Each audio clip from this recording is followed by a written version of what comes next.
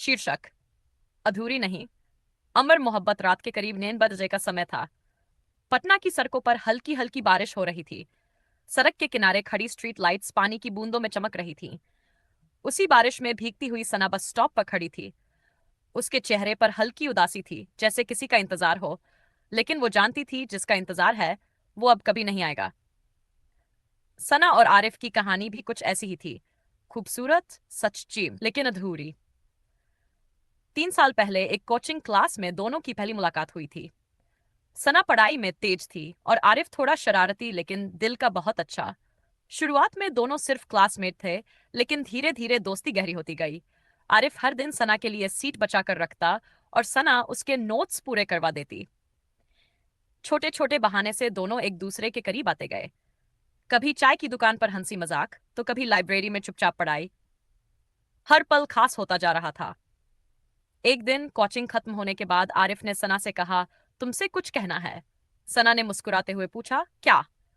आरिफ थोड़ी देर चुप रहा, फिर बोला, मुझे नहीं पता ये सही है या गलत, लेकिन मैं तुम्हें बहुत पसंद करने लगा हूं। सना का दिल तेजी से धड़कने लगा। वो कुछ नहीं बोली, बस हल्की सी मुस्कान दे दी। उसी मुस्कान में उसका जवाब था। उस दिन के बाद दोनों का रिश्ता दोस्ती से बढ़कर कुछ और बन गया। अब हर दिन एक नया सपना लेकर आता था। दोनों साथ में भविष्य की बातें करते। एक छोटा सा घर, ढेर सारी खुशियां और हमेशा साथ रहने का वादा। लेकिन हर कहानी इतनी आसान नहीं होती। सना एक सख्त परिवार से थी, जहां प्यार जैसी चीजों की कोई जगह नहीं थी। वहीं आरिफ का परिवार थोड़ा खुला था, लेकिन समाज और रिश्तेदारों का दबाव वहां भी था। एक दिन सना के घर वालों को उनके रिश्ते के बारे में पता चल गया। घर में हंगामा मच गया। सना को घर से निकलने तक की मनाही हो गई। उसका फोन छीन लिया गया और कोचिंग जाना भी बंद करवा दिया गया। उधर आरिफ पागलों की तरह उसे ढूंढ रहा था। वो हर दिन उस बस स्टॉप पर जाता जहां दोनों मिला करते थे। हर दिन उसे उम्मीद होती कि शायद आज सना आएगी, लेकिन वो नहीं आई। दिन महीने में बदल गए। एक दिन अचानक सना को मौका मिला और उसने आरिफ को कॉल किया। दोनों की आवाज सुनते ही आंखों से आंसू बहने लगे। आरिफ, मुझे माफ कर दो, मैं तुम्हारे साथ नहीं रह सकती, सना ने रोते हुए कहा। आरिफ ने टूटे हुए दिल से पूछा, क्यों? क्या हमारा प्यार इतना कमजोर था? सना ने कांपती आवाज में कहा, कमजोर नहीं था, लेकिन मैं अपने परिवार के खिलाफ नहीं जा सकती। मैं उन्हें खो नहीं सकती। कुछ देर दोनों चुप रहे। उस खामोशी में हजारों दर्द छिपे थे। ठीक है, अगर यही तुम्हारी खुशी है तो मैं तुम्हें रोकूंगा नहीं, आरिफ ने भारी दिल से कहा। उस दिन दोनों ने एक दूसरे को हमेशा के लिए अलविदा कह दिया। कुछ महीनों बाद सना की शादी हो गई। उसने अपने नए जीवन को अपनाने की कोशिश की, लेकिन दिल के किसी कोने में आरिफ आज भी जिंदा था। उधर आरिफ ने भी खुद को काम में व्यस्त कर लिया, लेकिन हर रात वो उसी बस स्टॉप की याद में खो जाता जहां उनकी कहानी शुरू हुई थी। और आज, 3 साल बाद, सना उसी बस स्टॉप पर खड़ी थी जहां सब कुछ शुरू हुआ था। बारिश की बूंदें उसके आंसुओं में मिल रही थीं। तभी अचानक सामने से एक परिचित चेहरा दिखाई दिया। आरिफ। दोनों की नजरें मिली, समय जैसे थम गया हो।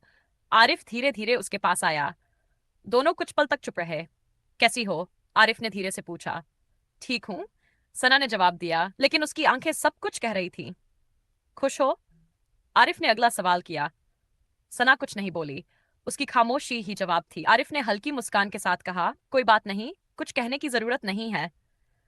सना ने कांपते हुए पूछा, तुम कैसे हो? मैं भी ठीक हूं, बस जी रहा हूं, आरिफ तेज हो गई थी।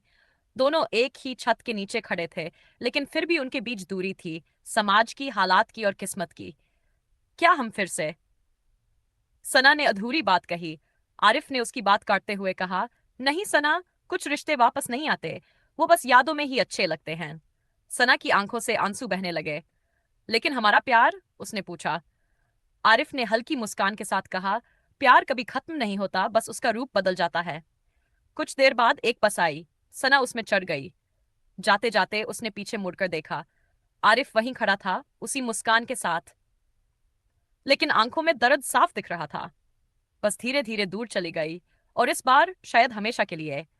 आरिफ ने आसमान की तरफ देखा और धीरे से कहा, कुछ कहानियां पूरी नहीं होती, क्योंकि वो अधूरी ही खूबसूरत लगती हैं। बारिश अब भी हो रही थी, लेकिन इस बार वो सिर्फ आसमान नहीं रो रहा था,